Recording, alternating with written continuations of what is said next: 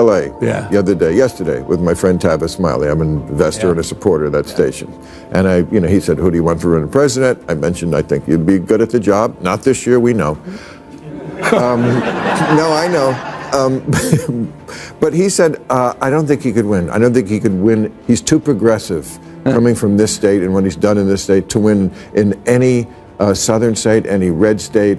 I disagreed, but no, this is a progressive African-American owned station, and I'm sure they like you, but he doesn't think you can win. And Karen Bass have already proven their incompetence and poor leadership during the Los Angeles wildfires.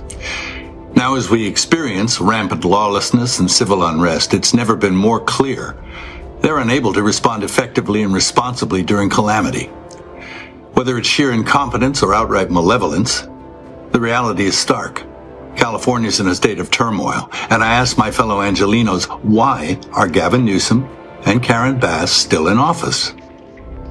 How much more of their destructive decision-making masquerading as leadership are we going to tolerate? Everyone knows Bill Maher likes Gavin Newsom, but that doesn't stop him from criticizing the California governor for ruining the state. Ask any Democrat eyeing the 2028 election, and Gavin's name comes up fast.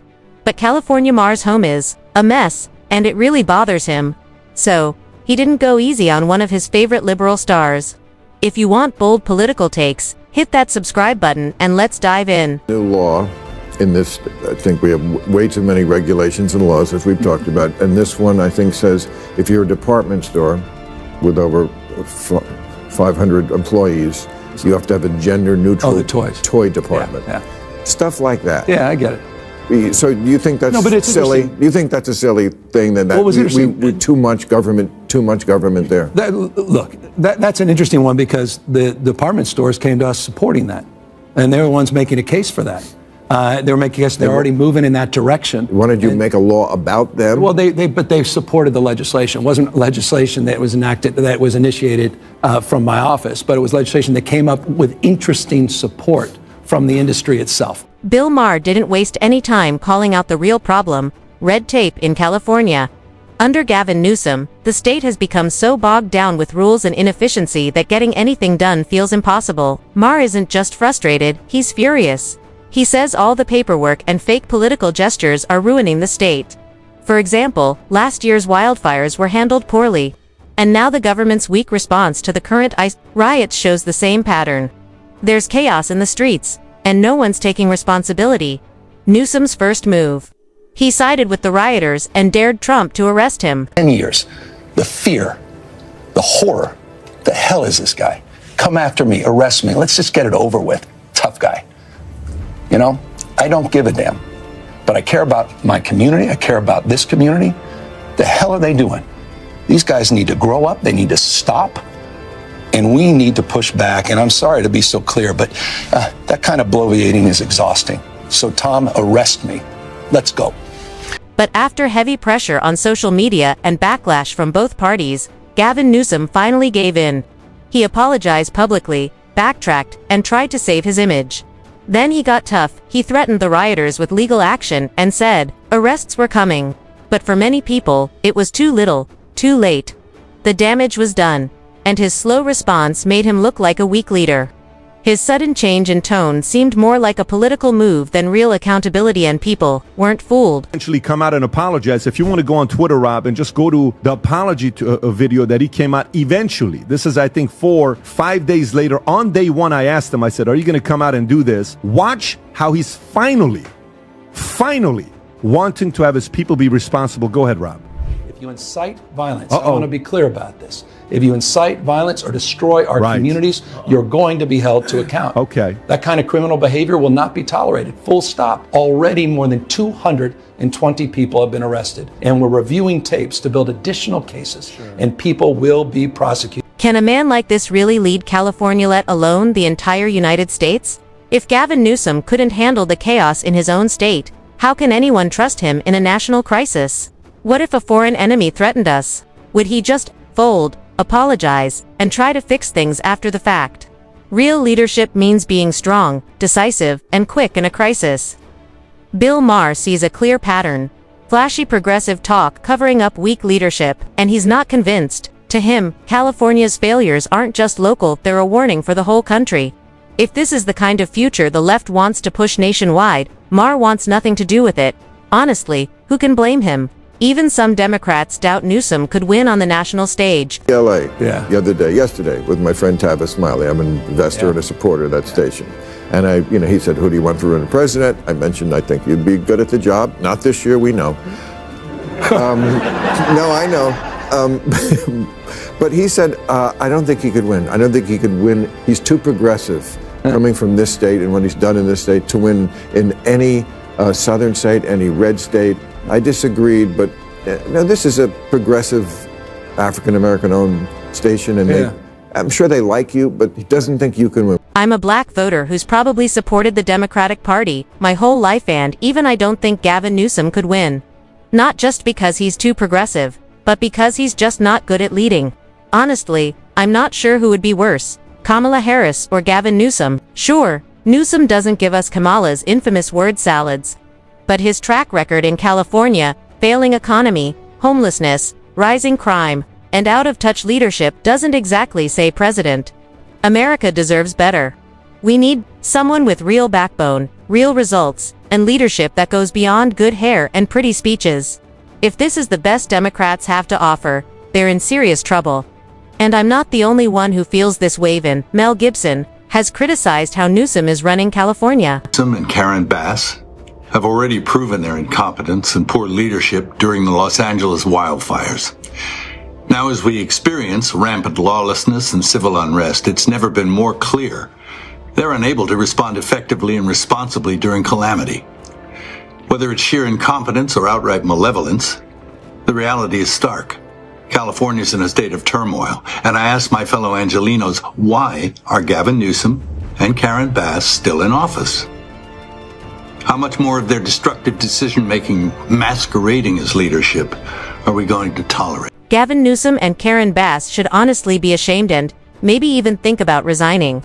Their leadership just isn't working, and regular Californians are the ones suffering. The state is falling apart with high taxes, more crime, expensive housing, and too much red tape. Because of this, lots of people are leaving for states where life is more affordable and the government works better. Big names like Joe Rogan and Ben Shapiro left California because of bad policies and high taxes. And they're just two examples. Families, workers, and business owners are all moving out. When the Golden State becomes unlivable for the people who made it what it is, that's a major crisis, not just a small issue. If Newsom and Bass can't fix it, they should step down and let someone else lead. Even Bill O'Reilly thinks Newsom should resign, and he's not alone. It doesn't seem to be an organic display of protest. That means that it doesn't have a constituency among regular people. The Los Angeles protesters were fueled by very militant far-left organizations that passed out masks and frozen water bottles and other forms of protection for the protesters. Same thing in New York. This is all organized by the far left, but the people aren't coming out. In fact, on Tuesday night at 9 o'clock in New York, everybody went home. In fact, I guess they were hungry. So this is kind of contrived, and the media hoped it would explode into something more so that Trump would look bad, but that doesn't seem to have been the case. O'Reilly didn't say any names, but let's be real. The first name most people think of is Gavin Newsom. Who else showed quiet support for protesters when things first got out of hand? Who avoided taking a strong stand and instead gave vague, safe-sounding statements that seemed more about pleasing the crowd than restoring peace? It's not hard to imagine that Newsom or people close to him might be helping these protests from behind the scenes. We've heard reports of frozen water bottles and face masks being handed out to protesters. That makes you wonder, who's paying for this? Who's organizing it? If left-leaning groups tied to Newsom are involved, this isn't just a PR issue, a serious breach of trust. Leaders should be stopping the chaos, not secretly helping it. If that's what's really going on, we deserve the truth. California Governor Newsom wanted these demonstrations to explode so he could use that as a political cudgel against Trump and elevate himself into a left-wing candidate for president in 28. And let me back that up.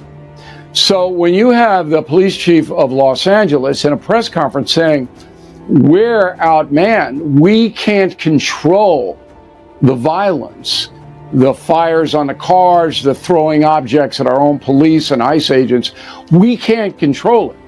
And you don't have the governor immediately sending the National Guard down to help the LAPD, then you know the governor doesn't care or wants it to explode. And that's what I believe Newsom did. O'Reilly's got a point. Gavin Newsom hasn't said he's running for president in 2028. But let's be honest, he's acting like he is. He's all over national media, and he even started a podcast that's supposed to bring people together. It's obvious he's trying to build up his image for a future campaign. The new tone, the outreach, it all screams bigger political plans. But the real concern is this: is Newsom risking public safety just to please far-left voters? By pushing soft and crime policies, ignoring protests that turn violent, and refusing to take responsibility, he might be scoring political points, but every day, Californians are the ones paying the price. If he's willing to put lives and property at risk just to climb the political ladder, that's a serious red flag. O'Reilly even compares how New York handled protests versus how LA did, and you can clearly see the difference. Newsom talks a big game, but when it comes to real leadership, the cracks are showing. They didn't want it to explode, and it's easier to control it here because the city is so claustrophobic, and the cops know how to do this, and they did a good job. So they didn't give the miscreants a lot of room to set anything on fire or things like that, and you didn't need the federal presence. This is what real leadership looks like: knowing what's happening on the ground and stepping in fast to stop trouble before it starts. A good leader is present, makes tough decisions, and doesn't worry about how it looks politically. Take New York's governor, for example. She's a Democrat too, but when protests got out of hand, she acted right away. She sent help, kept order, and made it clear that protecting people and property came first. No stalling, no vague talk, just action. Now look at Gavin Newsom. His response was slow, overly political, and weak. And when leaders hesitate during a crisis, the damage is real. Businesses get destroyed, people lose trust, and communities feel abandoned. That's the big difference between someone who leads and someone who's just running for their next job.